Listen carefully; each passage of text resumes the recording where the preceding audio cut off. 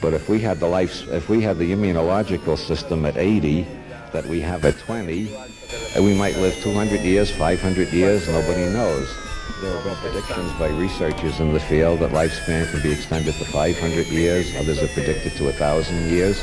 And then an interesting factor enters the equation. If lifespan can be extended to even 140 years, to take a conservative figure, just doubling what it is now, and remember what it is now is already doubled what it was before the French Revolution. If it could be extended to 140 years, then everybody who would ordinarily die in 70 years will be around for 140 years. That means in the case of most of us will be around for over 100 years more of scientific investigation into longevity. With 100 years more investigation, who knows what breakthroughs could happen. Maybe we will learn how to transfer consciousness into silicon. If we can find a way to translate the structure of my brain into silicon chips, then my consciousness would be in the silicon chips, and since silicon is potentially immortal, I would be immortal. Is that science fiction? Well, the atom bomb was science fiction once. I remember when I was in high school, I remember a lot of experts saying we'd never be able to reach the moon.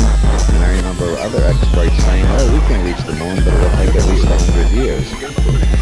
So if you look at the longevity revolution from either a radical or a conservative perspective, if you look at it radically, nobody knows what we might do by the year 2000, since knowledge is accelerating faster all the time. Look at it conservatively and say that all we're going to do is increase lifespan to maybe twice what it is now.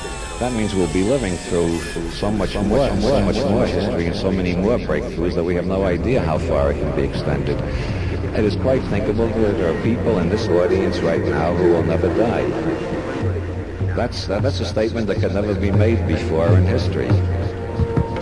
So, as we are moving off the planet and going into space and lifespan is extending and we're learning how to change our consciousness, we are becoming an entirely different species. That shouldn't be too much of a shock. We became an entirely different species. in the way we behave, the way we related to one another, and in our whole cosmology when we graduated from being hunters and gatherers to the stage of the first Bronze Age agricultural civilizations. And we went through an equally astounding metamorphoses when we went from the agricultural age to the industrial age. And we're already in the process of a tremendous change now as we're going into the computer age. Nobody quite knows where it's taking us, except it's taking us to entirely new dimensions of organization and possibility.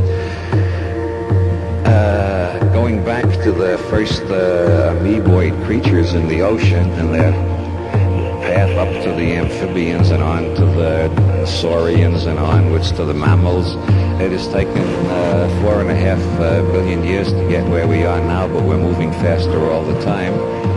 The direction of evolution seems very likely to be that life is moving to the position where it will be omnipotent, where life can do anything it wishes to do.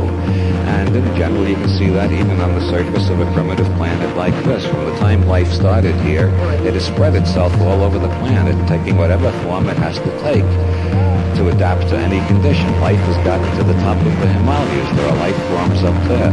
Life has gotten to Little America.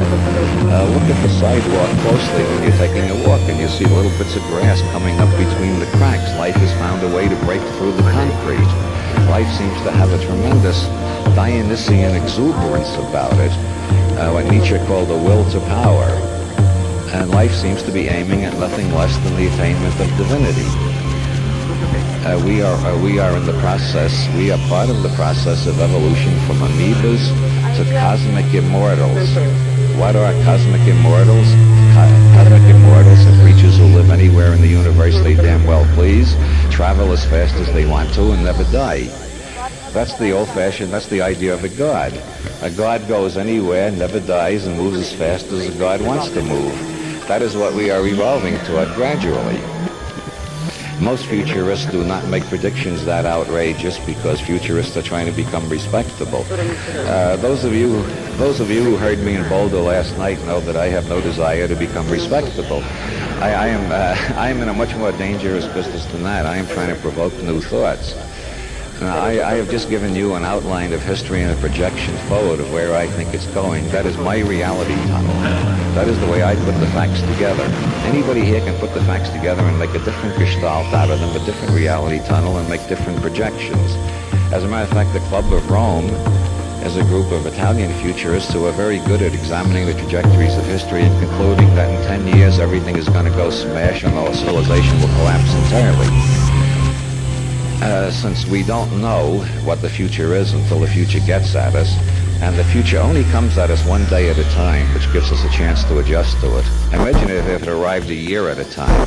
Fortunately, we only have to deal with it one day at a time. Since nobody knows what it's going to be, it seems that it is one of those areas which in sociology is known as the area of self-fulfilling prophecy.